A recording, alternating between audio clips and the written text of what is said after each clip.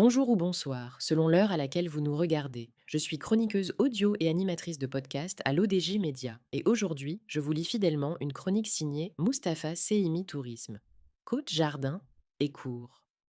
L'auteur commence par poser un constat optimiste sur les chiffres du tourisme marocain. Au vu des chiffres des 4 premiers mois de cette année, prévaut assurément l'optimisme. Le tourisme s'est installé dans une séquence de reprise. À la fin du mois d'avril dernier, le tableau est le suivant. 5,7 millions de touristes, 51% étrangers et 49% de MRE, des recettes de 34,4 milliards de DH, MMMDH.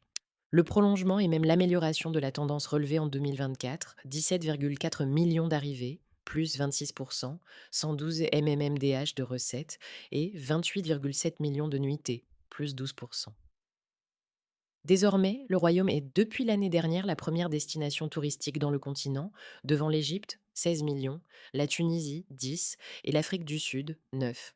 C'est un secteur important dans la dynamique du développement, avec un taux de 7% du PIB et quelques 2 millions d'emplois directs et indirects.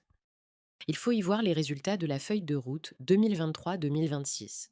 Un budget de 6,1 MMMDH après celui du plan d'urgence de 2 MMMDH post-Covid, redéfinition de l'offre autour de 9 filières thématiques et 5 filières transversales, diversification du produit, montée en gamme, connectivité aérienne avec une réservation de plus de 2,4 millions de sièges en 2024 vers des marchés cibles et des destinations émergentes. Cela dit, il vaut de noter que des contraintes importantes pèsent encore qui doivent être levées à terme si l'on veut attendre les 26 millions de touristes annoncés pour 2030. La première d'entre elles regarde la structure du marché touristique marocain. Référence est faite à la part majoritaire des grandes plateformes de réservation en ligne qui progressent encore. Elles absorbent pratiquement plus de 60% au moins du marché avec les tours opérateurs. Elles absorbent 75% des nuitées internationales en hôtels classés en 2024, selon l'ONMT. L'auteur ajoute que les OTA, Online Travel Agency, les plus connus sont Booking.ma, entre 30 et 40%, Expedia, Airbnb, Hotels.com, Agoda, eDreams, Mastminute.com, Travelocity, etc. Cette commercialisation par les OTA absorbe 60% des réservations en ligne. Cela présente un avantage, celui d'une distribution toute l'année et d'un lissage de la saison touristique. Autre contrainte, en creux, les éléments négatifs ne manquent pas. Un taux élevé de commission, 15 à 25%, réduisant la marge bénéficiaire des hôteliers, une dépendance commerciale, une pression sur les prix avec une dévalorisation de l'offre hôtelière, une contraction des canaux directs et des agences nationales de voyage autour d'un seuil de moins de 25% du marché. L'auteur affirme que le gouvernement et son département du tourisme appréhendent-ils de manière conséquente toutes ces données? Quelles mesures sont prises en effet en faveur des opérateurs locaux, tels des programmes de fidélité directe, des incitations leur propre site web, ou encore le soutien de l'OMMT à la digitalisation locale? Pourquoi ne pas mettre sur pied une centrale nationale de réservation regroupant les hôtels et les voyagistes? Un pôle visant à en faire un champion national autour d'un agrégat des services suivants: réservation d'hébergement, hôtels, appartements, riad, billets d'avion, train et bus, location de voitures, activités touristiques, visites guidées, excursions, sans oublier des forfaits, vols plus hôtels. En l'état, selon la Fédération nationale des agences de voyage du Maroc, FNAVM, la moitié des 2000 agences traditionnelles sont pratiquement inactives par suite de leur effondrement lié à la place majoritaire des OTA, les agences de voyage en ligne. De plus en plus, les agences nationales ferment ou pivotent vers des niches comme le tourisme religieux vers la Mecque ou encore vers des services à valeur ajoutée, assurance, transport. L'auteur estime que le tourisme intérieur, bien que stratégique, reste peu valorisé par des politiques concrètes.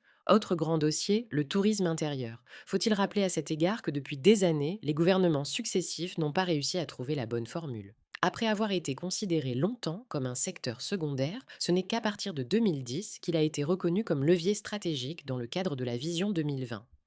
Des programmes spécifiques ont bien été lancés: aménagement de l'offre, soutien tarifaire et package, partenariat, RAM, ONCF, hôtels et agences, avec des propositions de forfaits nationaux. La promotion et la consolidation de ce secteur présentent des avantages cumulatifs: réduire la dépendance aux flux étrangers, assurer une clientèle régulière hors saison, favoriser la cohésion nationale par la mobilité, appuyer enfin le développement régional, zones rurales, oasis, montagnes. Mais l'offre n'est pas vraiment adaptée aux familles marocaines. Elle pâtit également d'une faible connectivité ou encore d'infrastructures dans les territoires régionaux et locaux. Au total, le tourisme national arrive avec 8,5 millions de visiteurs étrangers, à hauteur de 30% des 28,7 millions de nuitées de l'année 2024.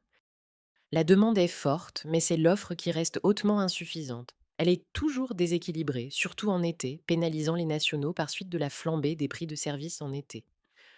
Le ministère du Tourisme parle de mesures correctives face à ce phénomène, diversification de l'offre, un nouveau cadre juridique, une qualité de service et des tarifs encadrés. Pour l'heure, rien de bien concret, exception faite de nouvelles lignes intérieures et de modestes incitations à l'investissement dans des produits spécifiques, montagne, tourisme de nature et rural, culturel et patrimonial, thermalisme et bien-être, religieux et spirituel, Zawias Mausolée, Moussem. Une clientèle segmentée. L'auteur conclut par un discours de réforme. Rester dans la gestion d'un discours de réforme, accompagné de chiffres positifs, ne doit pas dispenser d'une appréhension plus globale du tourisme dans le développement, ainsi que dans le nouveau modèle de société à l'ordre du jour. La recette moyenne de chaque touriste au Maroc est de 90 dollars environ, comme en Égypte avec 88 dollars, mais de 120 dollars au Portugal, de 146 dollars en Turquie et de 188 dollars en Espagne. Des mesures structurelles annoncées sont restées lettres mortes. Le Conseil supérieur du tourisme, créé par décret en 2015 et présidé par le chef de l'exécutif, est-il encore opératoire? Composé de 30 membres, ministres, ONMT, CGEM, opérateurs privés, assume-t-il ses missions? En tout état de cause, la gouvernance de ce secteur est à améliorer de même que la territorialisation régionale et locale. Voilà, chères auditrices et auditeurs, c'est la fin de cette lecture fidèle de la chronique rédigée par Mustapha Sehimi.